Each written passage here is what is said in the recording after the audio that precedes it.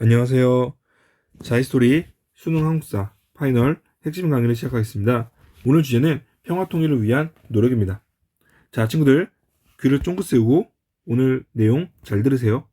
왜냐면요, 수능이나 모의고사에서 20번 문제로 가장 자주 등장하는 게 바로 평화통일을 위한 노력이라고 하는 주제입니다.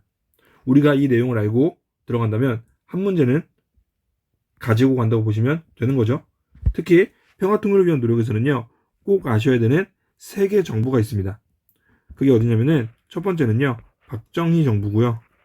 박정희 정부고, 두 번째는 노태우 정부고요.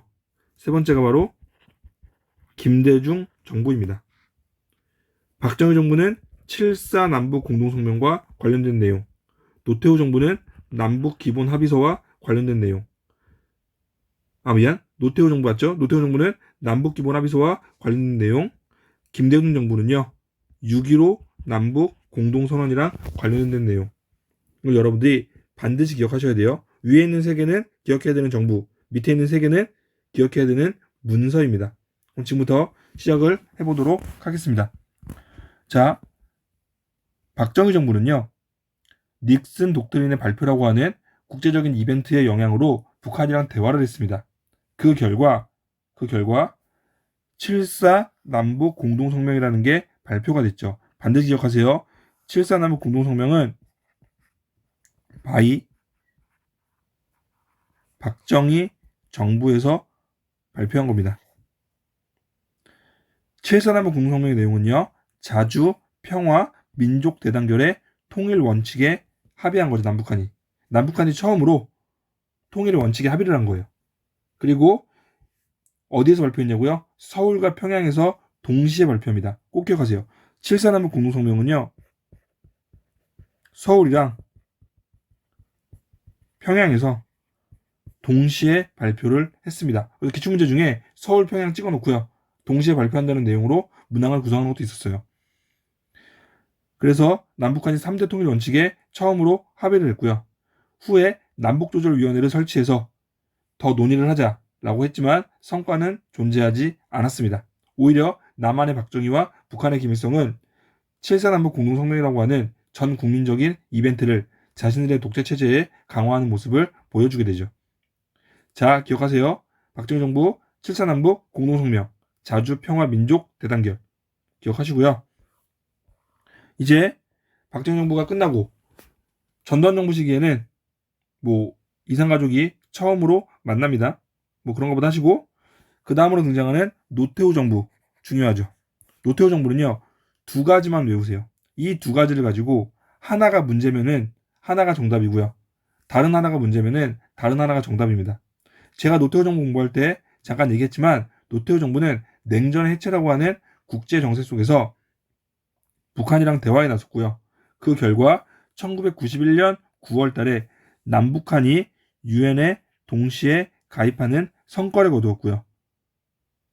그리고 그해 12월 달에는 제5차 남북 고위급 회담의 결과 남북 기본 합의서라고 하는 중요한 문서를 채택하게 됩니다. 자, 여러분들, 유엔 동시 가입을 신문 기사나 다른 형태로 자료를 주고, 정답은 남북 기본 합의서가 채택되었다. 남북 기본 합의서 채택에 대한 거를 주면서 미출친 정부 시기의 사실, 미출친 정부의 통일 정책, 남북한이 유엔에 동시 가입하였다. 이렇게 주는 문제 정말 많습니다. 그리고 의외로요, 되게 어려워요. 평화 통일을 위한 노력 부분이 교과서의 맨 마지막 부분이다 보니까 진도를 다 안 나갔을 수도 있고요. 여러분들이 마지막이기 때문에 좀 지쳤을 수도 있고요. 그리고 내용 자체가 디테일하게 외워야 되는 부분이기 때문에 이 평화 통일을 위한 노력이라고 하는 주제 자체가 킬러 문항으로 작용하는 경우가 많습니다. 그렇기 때문에 여러분들은 유엔 동시가입과 남북기본합의서 채택이라고 하는 이 2가지의 내용이 노태우 정부 시기라는 것을 반드시 기억하시고요. 서로 연관시켜서 공부하신다면 노태우 정부 시기의 문제도 해결할 수가 있습니다. 그리고 노태우 정부가 끝나고 이제 우리 김영삼 정부 시기에는요, 이러한 내용들이 있었어요. 그런 것보다 하시고, 그러다가 이제 경색돼 있던 남북 관계는 김대중 정부의 통일 정책과 함께 한 번 더 전환점을 맞이하게 됩니다. 김대중 정부는요, 이른바 대북 화해 협력 정책이라고 불리는 햇볕 정책을 추진했죠. 매우 중요한 내용이죠. 햇볕 정책. 햇볕 정책의 가장 대표적인 사례가 이제 금강산 관광이 시작된 거고요. 1998년도에 금강산 관광이 시작되었고, 그리고 가장 교과서에도 많이 나오는 이벤트 하나 있죠. 기업가 정주영 씨가 소떼를 몰고 북한을 방문하기도 했습니다. 그런 이벤트가 있었고, 이러한 남북 교류 끝에, 자, 외우세요. 여기 제1차 남북 정상회담이라고 쓰여 있습니다. 보다 극적인 이벤트로는 최초라는 단어예요. 1차라는 말은 처음이잖아요.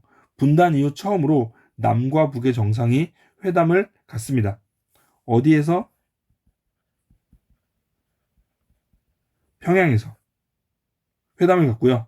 이 회담의 결과 발표되는 문서가 바로 6.15 남북 공동선언이라고 하는 문서입니다. 그게 몇 년의 일? 김대중 정부 시기인 2000년의 일이죠. 그리고 김대중 정부는 남북 경제교류에도 합의하고 진전을 보여가지고 뭐 경의선 복구사업 추진과 개성공단 조성을 합의했죠.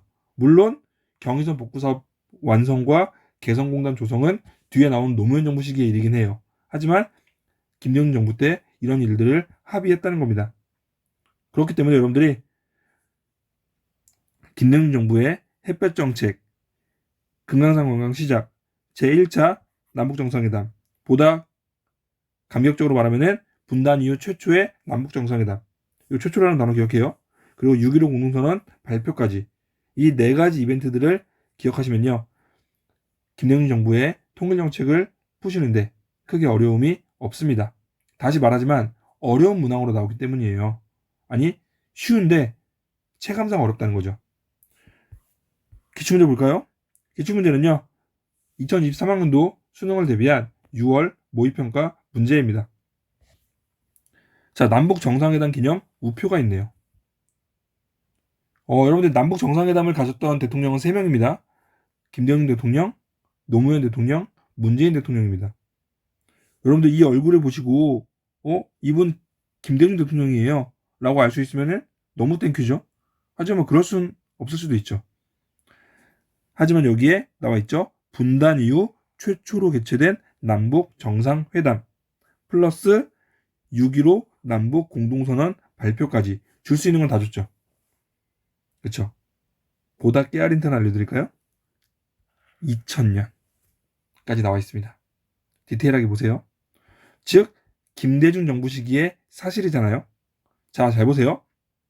정답으로요, 정말 단순하게 뭐 김대중 정부 시기에 있었던 여성부가 신설되었다 라든가 그런 내용을 답으로 쓸까요? 아닙니다. 통일 자료가 나왔기 때문에 정답은 통일에 대한 내용일 거예요. 그게 아니라면 위에 다음 회담에 있었던 뭐 정부 시기의 경제 상황으로 오른 것은 이런 식으로 다른 분야로 뺍니다. 아예 발문해서. 그게 아니기 때문에 통일 정책이 나왔기 때문에 정답도 통일에 대한 얘기일 거예요.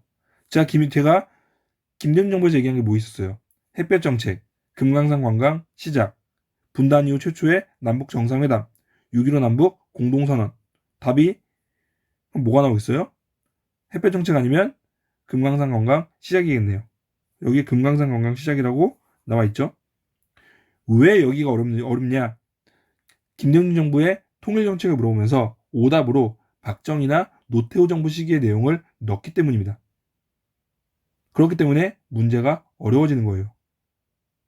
그래서 여러분들이 여기도 보세요. 지금 5번 같은 경우는 노태우 정부 시기 일이잖아요.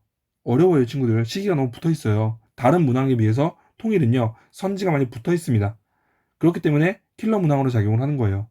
그래서 학생들이 제가 얘기했던 박정희, 노태우, 김대중 정부 시기의 통일 정책과 이벤트들을 기억하신다면 20번 문제를 기분 좋게 마무리할 수 있을 겁니다. 여기까지 하겠습니다.